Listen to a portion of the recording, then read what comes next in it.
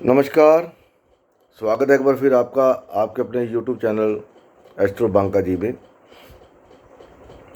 सबसे पहले तो मैं आप सबका हार्दिक धन्यवाद करना चाहता हूं कि आपने जो मेरी पिछली वीडियो थी केतु वाली उसको बहुत अच्छा रिस्पांस दिया।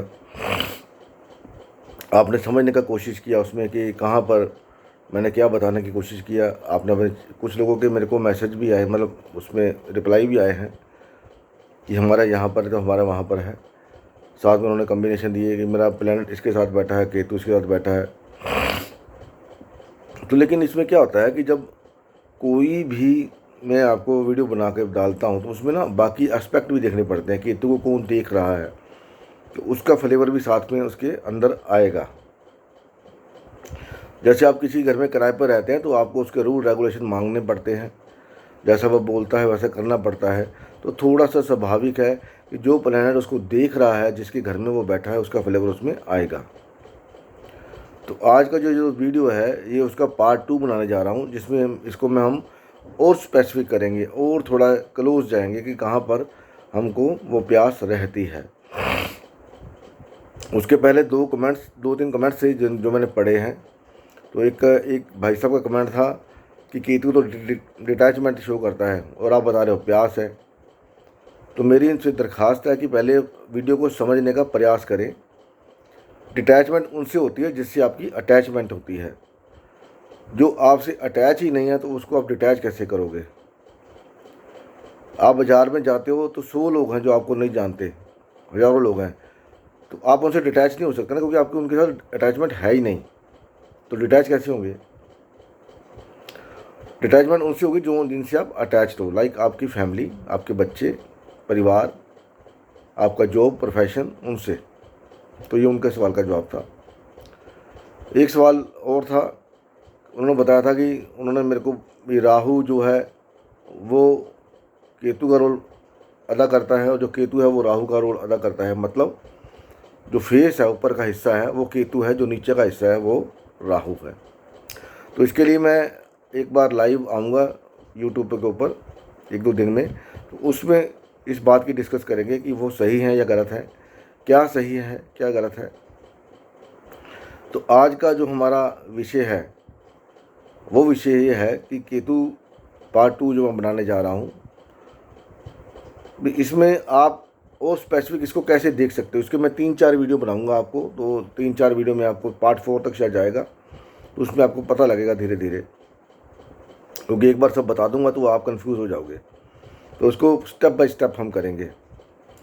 तो उससे पहले एक रिक्वेस्ट है आप सबसे, अगर आप इस चैनल पर पहली बार आए हैं तो इसको सब्सक्राइब करके बेल का आइकॉन दबा दीजिए, क्योंकि मैं इतना पढ़ा लिखा नहीं हूँ, ना मेरे को इतना नॉलेज है। वो जो रनिंग वीडियो के अंदर आता है, अब सब्सक्राइब का जो आइकॉन आता है, फिर उसको बेल का आइकॉन आता है, वो मेरे को नहीं करना आता, तो मैं वीडियो में बोल देता हूँ। तो बेल का आइकॉन दबा करके आप इस परिवार के, यूट्यूब मेरे चैनल परिवार के आप सदस्य बन सकते हैं और नॉलेज ग्रहण कर सकते हैं। मेरा मोटिव ये है कि आप डरे नहीं, जैसे वो डराया जाता है, डरा करके आपसे पैसे ऐंठे जाते हैं। वो अगर आपके चार्ट के अंदर कॉम्बिनेशन है कि आपको ज्योतिष को पैसे देने हैं तो फिर आपको कोई रोक नहीं पाएगा। लेकिन ज्योतिष का काम जो होता है वो काम होता है आपकी समस्याओं का हल करना, निवारण करना, ना कि आपको डराना। क्योंकि आप तो पहले डरे होते हो जब आप ज्योतिष को जाते हो। डरे होगे समस्या तभी आप ज्योतिष के पास जाओगे ना, वैसे तो आप जाओगे नहीं। तो डराना नहीं, उनकी काउंसलिंग करना, उनको समझाना, बताना कहाँ पर उनको काम करना है, कहाँ पर काम नहीं करना। ये एक ज्योतिषी, असली ज्योतिषी का काम होता है। डराने वाले जो होते हैं वो ज्योतिषी नहीं होते, वो सिर्फ पैसा बनाने के लिए बैठे होते हैं। तो वो कोई भी हो, अब मेरे को पता नहीं है कौन कैसे कैसे है, मैं किसी का नाम भी नहीं ले सकता क्योंकि पता ही नहीं अपने को। तो वो हमारा मुद्दा है ही नहीं। तो आज जो बात करेंगे वो बात करेंगे, पिछली वीडियो में मैंने बताया था केतु जिस राशि में बैठा होता है, जिस हाउस में बैठा होता है, उससे रिलेटेड आपको प्यास देगा। लेकिन इसको मैं इस वीडियो में मैं थोड़ा और स्पेसिफिक लेके जाऊंगा। वो ये है कि आप देखिए केतु जो है कौन सी राशि में और कौन से नक्षत्र में बैठा हुआ है। तो वो प्यास आपको उस घर से रिलेटेड, उस नक्षत्र के लॉर्ड से रिलेटेड होगी, उस नक्षत्र से रिलेटेड होगी जो उस नक्षत्र को सिग्निफाइज करते हैं। उदाहरण के तौर पर अगर केतु मान लीजिए अश्विनी में है तो आपकी जो प्यास होगी वो अपने स्पिरिचुअलिटी को लेकर के होगी कि मैं मुझे इस दुनिया में दोबारा नहीं आना, मैं ऐसे कैसे कैसे कर्म करूँ, कोई नई शुरुआत करूँ। एक काम करोगे आप, फिर नई शुरुआत करोगे, मेरे को ये भी करना है। तो ऐसे अश्विनी में होगा हीलिंग, लोगों को हीलिंग करने का, लोगों की हेल्प करने का आपका वो होगा। तो वो आपकी प्यास ख़त्म नहीं होगी, आप करते जाओगे। बेशक आपको धोखा मिले, लेकिन आप पीछे नहीं हटोगे। वही अगर ये उसके अंदर आ जाता है मघा के अंदर, तो मघा के अंदर होता है कि पैसा कमाना, मैं पैसे कमा लूँ फटाफट, आड़े तिरछे मतलब तरीके से पैसा कमा लूँ, या ये नॉलेज ग्रहण कर लूँ। जो मैंने बताया था 5th साइन के अंदर, 5th राशि में हो तो आदमी नॉलेज ग्रहण करता है, उसकी जो नॉलेज वो ख़त्म नहीं होती उसको लेकर के। तो अश्विनी जो मगध जो नक्षत्र है वो नॉलेज का नक्षत्र है, पद प्राप्ति का नक्षत्र है, कि मेरे को ये हायर सम्मान मिले, समाज में मेरा नाम लो, मेरे को जाने कि ये बंदा बहुत स्पिरिचुअल है। वही अगर ये मूला में है तो मूला के अंदर हायर एजुकेशन आ जाती है, धार्मिक स्पिरिचुअलिटी की हायर एजुकेशन, ना कि आपकी हायर एजुकेशन जो आप दुनिया में करते हैं, B.Ed ये वो जो भी करते हैं, स्पिरिचुअलिटी को लेकर के होगी। वैसे ही अगर वीनस के नक्षत्र में है तो प्रायोरिटी प्यास किसको लेकर होगी, पैसे को लेकर के, फैमिली को लेकर के, स्पाउस को लेकर के, सेक्स को लेकर के और लग्जरी को लेकर के, वो प्यास रहेगी आपकी। वहीं अगर ये सूर्य के नक्षत्र में है तो फिर सूर्य के नक्षत्र में आ जाता क्या, मान सम्मान। सूर्य आत्मा का कारक है, तो अपनी आत्मा की प्रोग्रेशन के लिए, ये आत्मा प्रोग्रेस करे, अच्छे लोगों से मेरा मेल जोल हो, उसके लिए काम करेंगे। सूर्य के नक्षत्र में है। चंद्र के नक्षत्र में है तो आपको ना शांति नहीं मिलेगी, क्योंकि चंद्र टिकता नहीं है, उसकी स्पीड बहुत तेज है।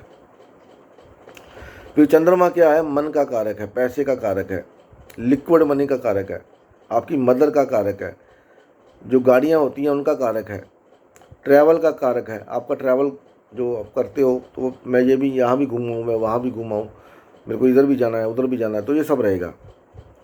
अगर मंगल के नक्षत्र में है तो फिर प्यास जो रहेगी वो भाई बहनों को लेकर के रहेगी, ज़मीन को लेकर के रहेगी, आपके लाइफ के जो टारगेट हैं, गोल्स हैं, उनको लेकर के रहेगी, ट्रैवल को लेकर के रहेगी।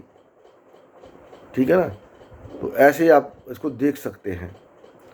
मंगल के बाद राहु आता है, तो राहु का नक्षत्र, राहु तो भैया आपको घुमाने वाला ही है। राहु तो फिर उसका तो मैं कुछ बोल नहीं सकता, क्योंकि ये 2 प्लैनेट राहु और केतु, इसके बारे में कोई भी डायरेक्ट सीधी 100% प्योर श्योर भविष्यवाणी नहीं कर सकता, क्योंकि ये किसी की समझ में आते ही नहीं हैं, ना आज तक आए हैं, ना ही कभी आएंगे, क्योंकि ये हमेशा उल्टा चलते हैं, ये समय के साथ चलते हैं। बाकी प्लैनेट समय के उल्ट चलते हैं, ये समय के साथ रिवर्स चलते हैं, रेट्रोग्रेड चलते हैं, तो इनके बारे में बताना मुश्किल है।